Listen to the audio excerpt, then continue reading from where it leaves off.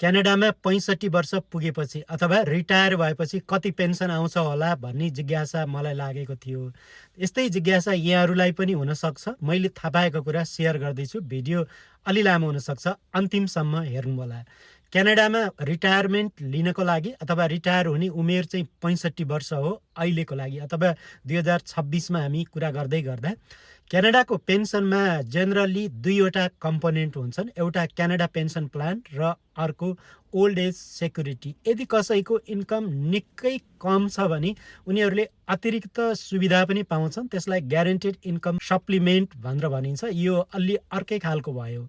विशेष गरी दुईटा कुरा गरौँ न, होइन? क्यानाडा पेन्सन प्लान र ओल्ड एज सेक्युरिटी।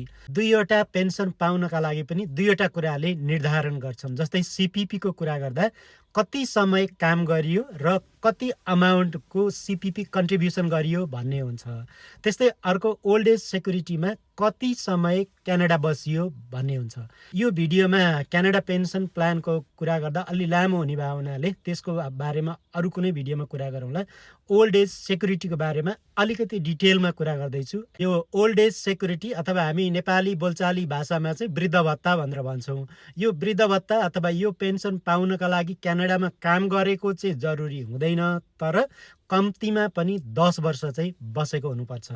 फुल अमाउन्ट पाउनका लागि क्यानाडामा 18 वर्ष पुगेपछि 40 वर्षभन्दा बढी बसेको हुनुपर्छ, अथवा मिनिमम 40 वर्ष नबसिकन चाहिँ फुल अमाउन्ट पाइँदैन। त्यसै गरी सिपिपीमा पनि त्यही हो। सिपिपीको पनि फुल अमाउन्ट पाउनका लागि चाहिँ 40 वर्ष काम गरेको हुनुपर्छ, होइन? यहाँ चाहिँ मैले ओल्ड एज सेक्युरिटी अथवा वृद्ध भत्ताको मात्रै कुरा गर्दैछु। अब कुरा गरौँ 2026मा यदि कोही मानिसहरू 40 वर्ष क्यानाडामा बसेको, 40 वर्ष काम गरेको छ भने उसले फुल अमाउन्टको पेन्सन पाउँछ, अथवा क्यानाडा पेन्सन प्लान र ओल्ड एज सेक्युरिटी दुइटै पाउँछ। र यो गर्दा हाराहारीमा $2250 हाराहारीमा उसले टोटल पेन्सन पाउँछ यदि 40 वर्ष क्यानाडामा बसेको र 40 वर्ष नै काम गरेको छ भने। म एभरेजमा कुरा गरेको छ, एक्ज्याक्ट अमाउन्ट चाहिँ होइन।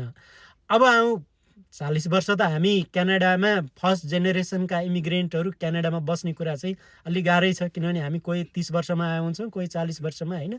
जेनरली अब पेन्सन पाउँदाखेरि के आधारमा पाइन्छ भन्ने कुरा गरौँ, होइन? अब फुल पेन्सन पाउनको लागि चाहिँ 40 वर्ष बस्नुपर्ने भन्ने कुरा भयो, होइन?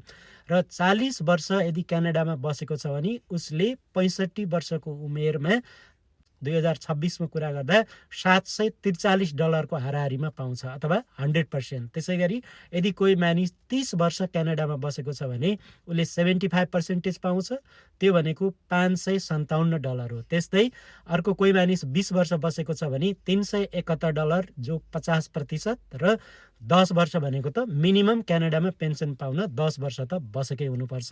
र यदि कोही 10 वर्ष मात्रै बसेको छ भने $185, यानि कि 25% उसले पेन्सन पाउँछ। नेपाली समुदायमा अहिले यही वर्षको कुरा गर्दा क्यानाडामा पेन्सनै खाने उमेर समूहका चाहिँ एकदम कम हुनुहुन्छ, होइन? त्यसकारण पनि यदि कसैलाई एक्ज्याक्ट अमाउन्ट हजुरको कति आउँछ भनेर जान्न चाहनुहुन्छ भने सर्भिस क्यानाडाको माई अकाउन्ट भन्ने हजुरको अकाउन्टमा गएर हेर्नुभयो भने त्यहाँ चाहिँ क्यालकुलेटर अथवा रिटायर भइसक्नु भएको छ भने त एक्ज्याक्ट अमाउन्ट पनि थाहा हुन्छ। Thank you for watching.